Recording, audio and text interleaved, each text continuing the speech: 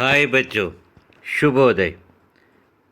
हमारे saint Joseph's PU college Vijayapur Hindi विभाग के मैं डॉक्टर सुनील वासुदेव पड़सालीमणि आप सभी को हार्दिक स्वागत करता हूं। तो बच्चों, आज हम लोग रैदास जी की द्वितीय भाग का अध्ययन कर रहे हैं। तो पहले हम लोगों ने रैदास जी का जीवन परिचय, उनकी भक्ति साधना, उनकी रचनाओं का प्रमुख विषय, जिस प्रकार उन्होंने लोगों को अपनी ओर आकर्षित किया, जिस प्रकार लोग उनकी विचारों से प्रभावित होकर उनके शिष्य बने, इन सब चीज़ों के बारे में अध्ययन किया। और उस साथ साथ हमने यह भी देखा जिस प्रकार अपने आप को रैदास जी जो है प्रभु के सामने अपनी आप को समर्पित भाव कर चुके हैं। रैदास जी को देखा हमने जिस प्रकार प्रभु जी को चंदन के समान देखते हैं, प्रभु जी को दीपक के समान देखते हैं, प्रभु जी को मोती के समान देखते हैं और प्रभु जी को स्वामी के समान भी देखते हैं। और इनके साथ साथ अपने आप को प्रभु के सामने वे पानी, मोरा, चकोर, भांति, धागा और दास के रूप में अपने आप को देखते हैं। प्रभु के सामने हमारा जीवन कुछ भी नहीं है। हम अपने आप में एक भक्ति भावना के साथ जीवन व्यतीत करना है कहकर देखा। तो आज की कक्षा में रैदास जी के द्वारा रचित आगे की विचारों को देखने के लिए जा रहे हैं। आप अपने मोबाइल के पर्दे पर देख सकते हैं कि उनके आगे के विचार क्या है कहकर। रैदास जी अपने विचार इस प्रकार कहते हैं कि रैदास श्रम करी खाइए जो लय पार बसाई, नेक कमाई जो कराई कबहू न निह फल जाए। देखिए, उनके विचार जो है कहते हैं, जो अपने आप को रैदास कहते हैं कभी भी हमारा जीवन व्यर्थ नहीं होना है। हमारा जीवन हमेशा श्रम करके ही, मेहनत करके ही हमें खाना चाहिए। अगर हमारा हर एक का वक्त जो है परिश्रम से ही मिलना चाहिए। दूसरी द्वारा दिए गए फल जो है, उपहार जो है, कहना जो है, वो कभी स्वार्थ नहीं रखेगा। कोई हमारे जीवन के लिए महत्व नहीं रहेगा। अगर हम एक वक्त का खाना खुद मेहनत करके, श्रम करके खाते हैं तो उस खाने में इतना महत्व रहेगा, उस खाने के अंदर इतनी विशेषता रहेगा कि हमने मेहनत की है, मेहनत का फल है कहकर हमें एहसास होगा। इसीलिए रैदास जी कहते हैं, किसी पर निर्भर मत रहिए, किसी पर अवलंबित मत रहिए, अपने आप अपने पैरों पर खड़े रहिए और अपने आप परिश्रम कीजिए। और परिश्रम के द्वारा मिले गए फल का अनुभव करके देखिए। उस फल में इतना महसूस आपका अनुभव मिलेगा, वो अनुभव कोई कितने पैसे देने से नहीं मिलेगा। खुद परिश्रम करने से उसका अनुभव आप कर सकते हैं। इसलिए वे कहते हैं, रैदास श्रम करी खाइए। से रैदास कहते हैं, श्रम करो उसके बाद खाइए, जो लव पार बसाए। जो किसी पर निर्भर होकर बिल्कुल खाना मत कीजिए। और आगे कहते हैं कि नेक कमाई जो करई कबहू न निह फल जाए। नेक की कमाई, जो मेहनत से आप काम किए रहते हैं, वो कभी व्यर्थ नहीं होगा। वो एक न एक दिन आपका फल दिया जाएगा, एक न एक दिन आपके काम आए जाएगा। इसीलिए जो है नेक काम कीजिए, अच्छे काम कीजिए, अच्छे मार्ग पर चलिए, सन्मार्ग पर चलिए। अधर्म के मार्ग पर, अन्याय के मार्ग पर आप कभी भी अपना चेहरा तक नहीं देखिए, क्योंकि अधर्म पर, अन्याय पर हमेशा क्या है, शोषण ही शोषण होता है, विनाश ही विनाश होता है।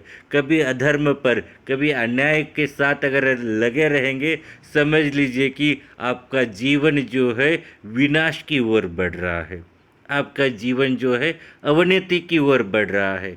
इसीलिए अगर आपका जीवन जो है सार्थक होना है, भगवान ने जो आपका जीवन दिया है उस जीवन को व्यर्थ नहीं करना है, तो अच्छे काम कीजिए, अच्छे मार्ग पर चलिए और हो सके तो लोगों की मदद कीजिए और किसी को दुख पहुंचाकर, किसी की हत्या कर कर आप अगर कमाई करते हैं वो कमाई व्यर्थ होगा। इसीलिए अच्छे काम करके अगर आप कमाएंगे वो आपका फल जो है एक ना एक दिन आपको अवश्य मिलेगा। आपको लगेगा कि इस कार्य में, इस काम में हमें फल नहीं मिल रहा है, कुछ लाभ नहीं मिल रहा है, लेकिन अब नहीं मिलेगा तो कल तो मिलेगा। इसलिए हमें कल का इंतज़ार करना है और ऐसे फल हमें भगवान खुद देगा। इसलिए कहते हैं कि रैदास श्रम करी काई जो लव पार बसाए, नेक कमाई जो करई कबहू न नीह फल जाहे, कहकर अपनी अद्भुत विचारों को यहाँ पर वो व्यक्त करते हैं। और आगे कहते हैं, ऐसा चाहो राज में जहाँ मिले सबको अन्न, ऐसा चाहो राज्य में जहाँ मिले सबन को अन्न, छोटा बड़ो सब सम बसे रैदास रहे प्रसन्न।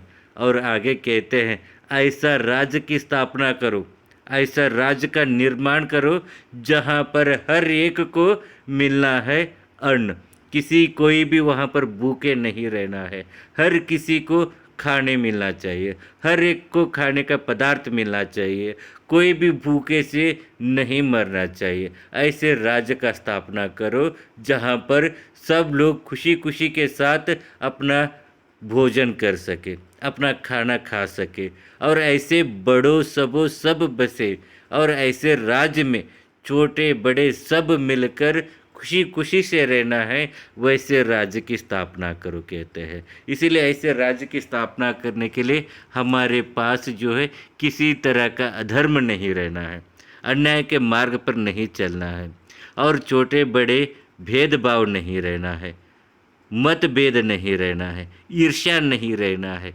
द्वेष की भावना नहीं रहना है। हम सब एक है, एक साथ रहना है।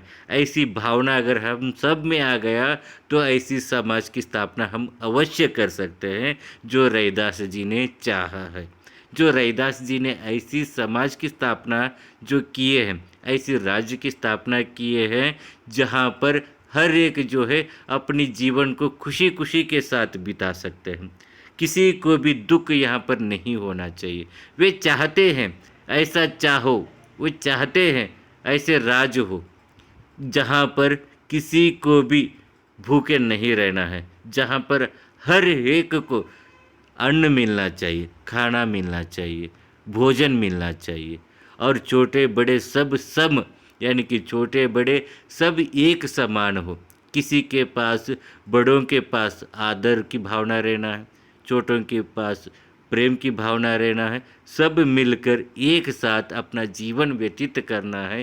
तभी क्या है, रैदास भी प्रसन्न होते हैं, भगवान भी प्रसन्न होता है। इसलिए वे कहते हैं कि रैदास श्रम करी कही जो लव पार बसाए, नेक कमाई जो करही कबहू न निह फल जाए।